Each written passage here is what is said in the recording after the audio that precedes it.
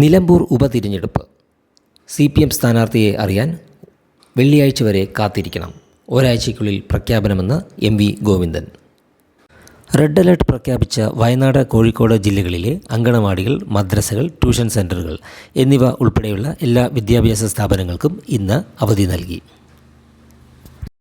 പത്തനംതിട്ട ജില്ലയിൽ മെയ് മാസം 146 കോവിഡ് കേസുകൾ റിപ്പോർട്ട് ചെയ്തു.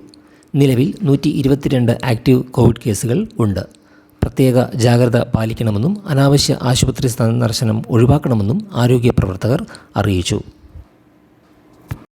2024-25 സാമ്പത്തിക വർഷത്തെ ആദായ നികുതി റിട്ടേൺ സമർപ്പിക്കാനുള്ള അവസാന തീയതി ജൂലൈ 31 നിന്ന് സെപ്റ്റംബർ 15 വരെയാണ് നീട്ടിയത്.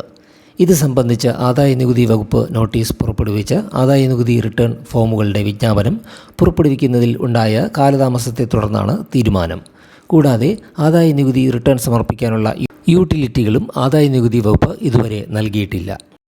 ആര്യാടൻ ഷൗക്കത്തിനെ സ്ഥാനാർത്ഥിയാക്കിയതിൽ ആർക്കും തെറ്റു പറയാൻ സാധിക്കില്ലെന്നും അൻവർ തങ്ങളോടൊപ്പം ഉണ്ടാകുമെന്നും UDFൻ്റെ ഭാഗമാകുമെന്നും സുധാകരൻ.